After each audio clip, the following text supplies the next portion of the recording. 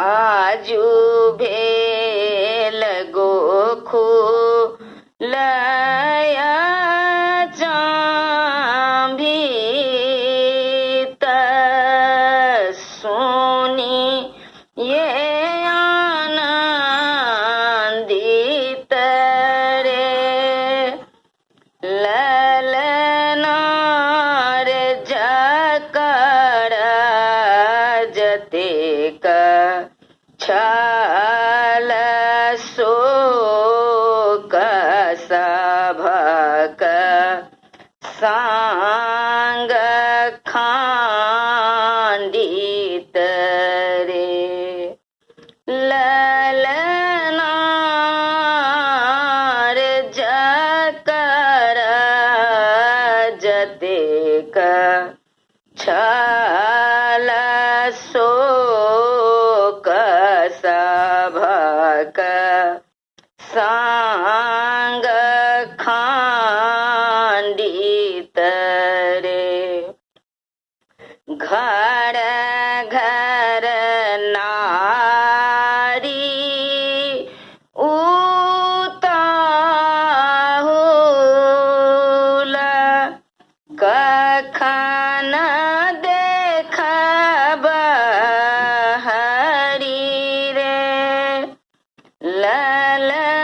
ललनार दरस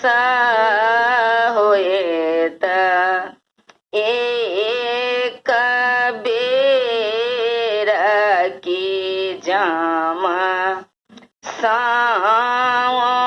बाँचब रे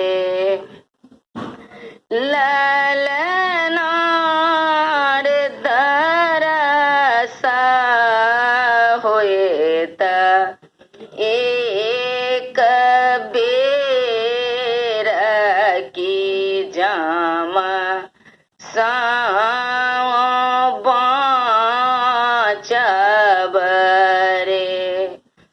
जाए सभहि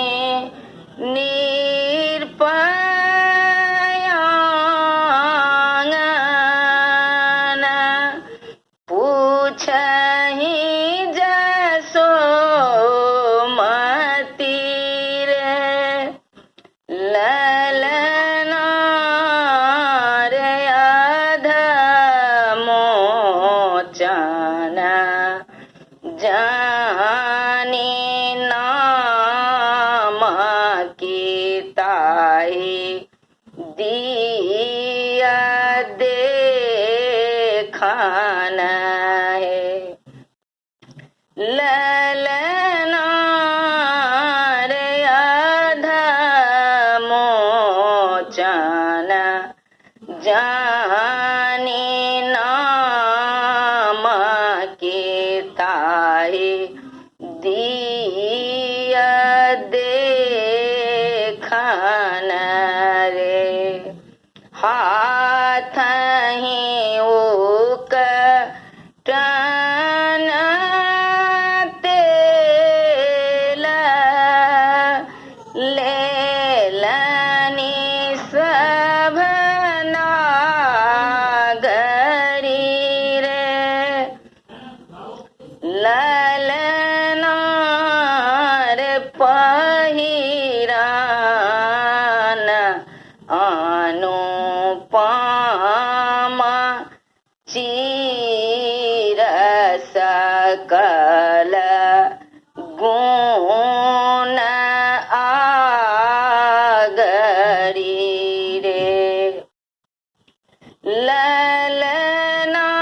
ललनार पहिरान अनुपम चीर सकल गुण आगरी रे आनी जसो मति मोहन कोर कय देलनि रे ललना रे कवि मोतीलाल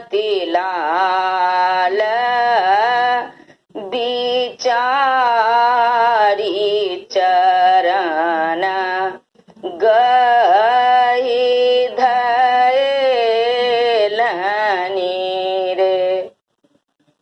ललना